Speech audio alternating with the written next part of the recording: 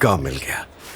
अच्छी बात है। कहाँ पर, क्या काम है? वो बड़े से शहर में मैं अकेला मुन्ने को कैसे पालूंगा? तुम्हें मेरा साथ देना पड़ेगा। साथ दोगी ना? ये आप क्या कह रहे हैं? मैं आपके साथ ही हूँ। अपने बेटे के भविष्य के लिए हम दोनों मिलकर काम करेंगे। हाँ, चलो चलो। नहीं नहीं, मैं लेता हूँ, चलो। मुन्ना, तू यही रुक। मैं तेरी मम्मी को उसका नया काम दिखा के आता हूँ। चलो तुम मेरे साथ।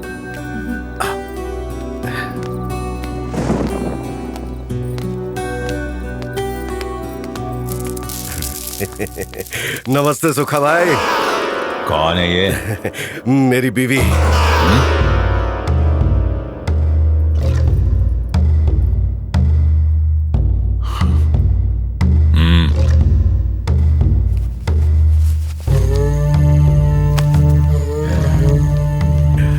भाई जरा देखिए ना, थोड़ा ज्यादा मिल जाता तो। इतना बहुत है, चल फुट। ये सब क्या है? हैं? तुझे बेच डाला।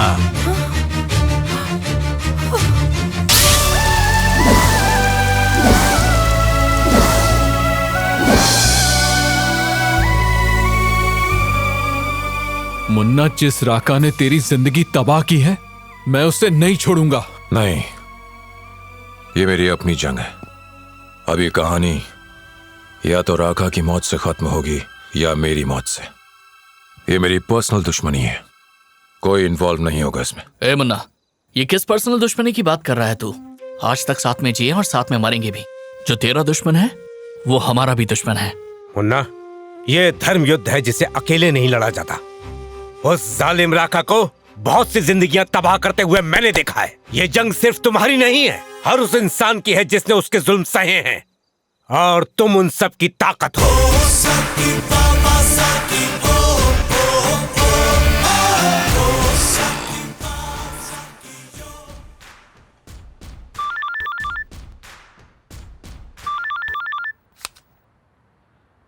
बोल मुन्ना,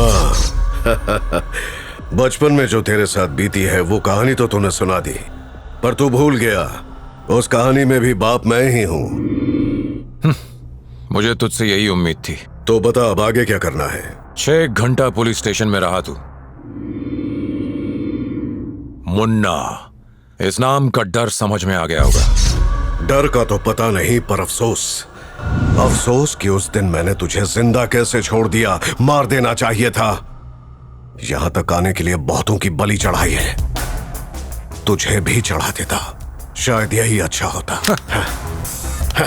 जब पता चल ही गया है वो आपका खून है, तो उससे नाराजगी कैसी? बेकार की सलाह नहीं चाहिए। इस घर को एक औरत की दरकार है, इस वजह से तुम यहाँ हो। बस चुपचाप अपना मुंह बंद करके कोने में पड़ी रहो। शिवा, वक्त देखकर उसका काम तमाम करो। आज के बाद अगर किसी ने मुझे मारने का सोचा, उसे 100 बार सोचना पड़ेगा, क्योंकि राका अपने बेटे को भी नहीं छोड़ता। राका अब घायल शेर बन चुका है, वो पलटकर वार जरूर करेगा। राका मुझसे एक ही चीज छीन सकता है, और वो है मेरी अपनी खुद की जान। मैंने फैसला कर लिया है कि मैं राका के नाम को ही खत्म कर दूंगा। मगर कैसे? राका फार्मास्यूटिकल कंपनी, उसकी एक ही ताकत है उसकी दौलत, और दौलत उसे मिलती है उसकी फैक्ट्री से। कहने को तो ये दवा की फैक्ट्री है, लेकिन असल में यहाँ बनती हैं नशीली ड्रग्स। इस फैक्ट्री से निकलने वाला पानी जाता है एक नदी में, और इस पानी को पीकर लोगों में खतरनाक बीमारियां हो रही हैं। लोग अपाहिज हो रहे हैं, और ऐसे बीमार और अपाहिज लोगों की तादाद दिन ब दिन बढ़ती जा रही है। इतनी तकलीफें झेलने के बाद भी वहां का कोई भी आदमी राका के डर की वजह से उसके खिलाफ आवाज तक नहीं उठा पाता। अगर हम उसकी सबसे बड़ी ताकत, उसकी फैक्ट्री बंद करने में कामयाब हो गए, तो समझो हमने उसकी कमर तोड़ दी। पर कैसे होगी? ना, मैं तुम्हारे डैड से मिलना चाहता हूं। तुम्हारी इस लड़ाई में मैं तुम्हारे साथ हूं। मेरा पूरा सपोर्ट है तुम्हें। All the best. शुक्रिया।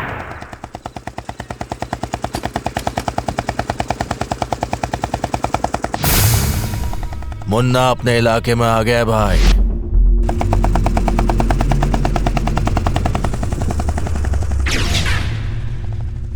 भाई वो मुन्ना आ गया भाई।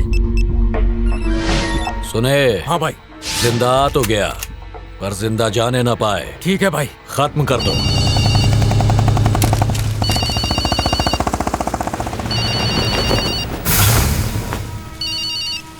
अभी अभी यहां से गुजरा है भाई।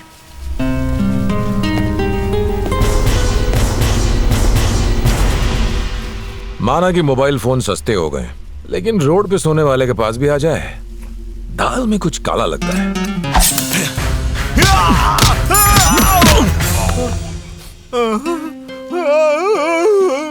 लाल पानी क्यों निकाला भाई? बस अब यहाँ से गुजरा, यही तो बताया मैंने। और कौन है तेरे साथ? अबे गंजा डरा क्यों रहा बे?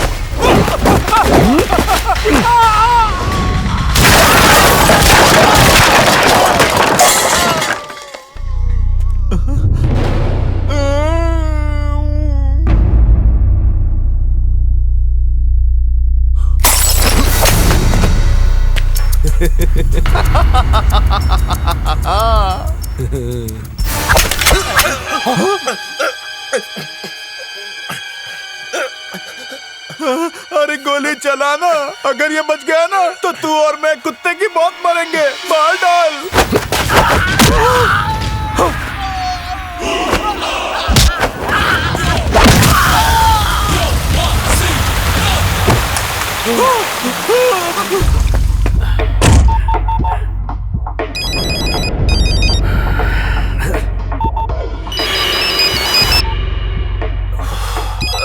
भाई कहाँ मर गए हो?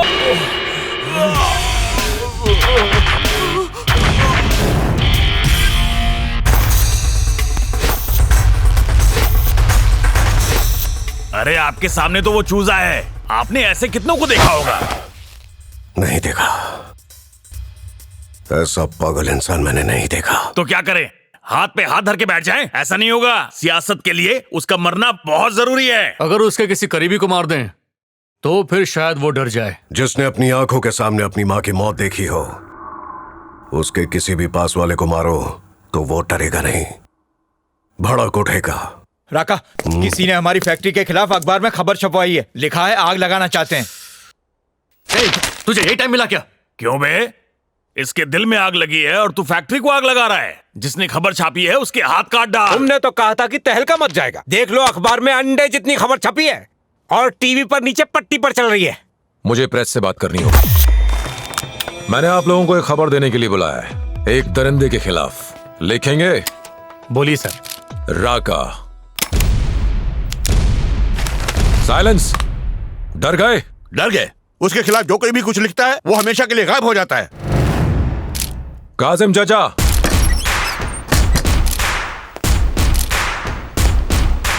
राका के खिलाफ खबर छपने के बाद मेरे साथ जो कुछ हुआ वो पब्लिक जानती है।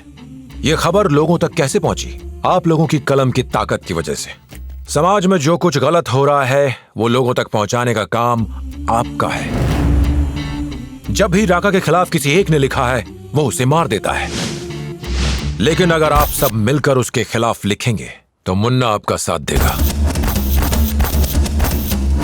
आप राका के खिलाफ हमें न्यूज दीजिए, उसे हेडलाइन बनाकर हम अपने अखबार में छाप देंगे। चलो यहाँ से। चाचा, कल 2 लोग जो एडमिट होने वाले हैं उनमें से एक मरेगा।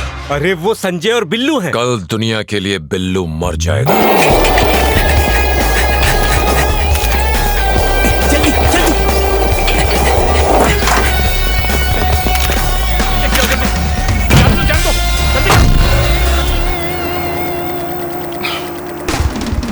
What's next? ये क्या है जनाब? हम आपसे सवाल कर रहे हैं और आप बैठ के पूछ कर रहे हो। उस फैक्ट्री की वजह से गांव वालों की जिंदगी बर्बाद हो गई, आपको शर्म नहीं आती? शर्म कब का बेच खाया। हाँ, छाप देता हूँ। अबे ओए, मुझे बर्बाद करेगा क्या? मेरे बाप मेरी बात मान ले, उस कलम को अपनी जेब में डाले। अच्छा, मुझे गरीब को जूस पिलाना है, मैं चलता हूँ। कहीं नहीं जाना है, सवाल बाकी है, बैठिए। जो मर गया उसके बारे में कुछ बताइए ना, कौन है वो? कौन था बे? सर बिल्लू। अरे और कौन? बिल्लू था।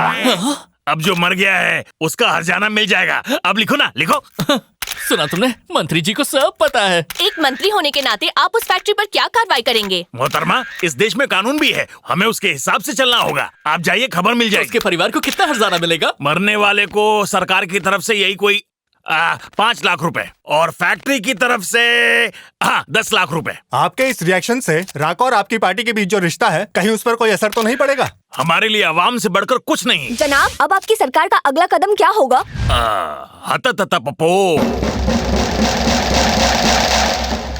राका, हमारी फैक्ट्री पर इंक्वायरी कमीशन बैठ गई है। अगर उन लोगों को कुछ गलत मिला तो हमारी फैक्ट्री सील कर देंगे।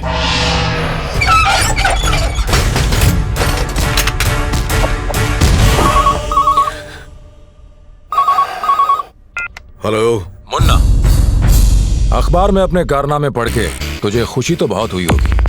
कभी सांप सीढ़ी का खेल खेला है?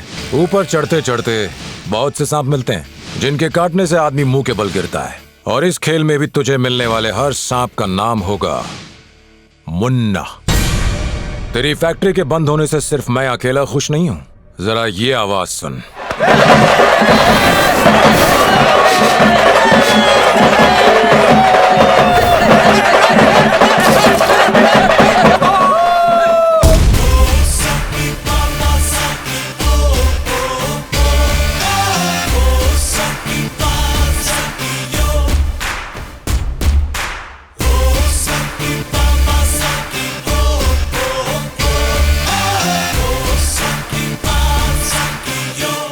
ये सब जो भी हो रहा है, सबको पता है मुन्ना कर रहा है।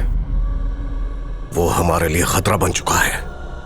जैसे भी हो उसे खत्म करना पड़ेगा। जिंदगी जीना कितना मुश्किल है ये तू अब समझेगा।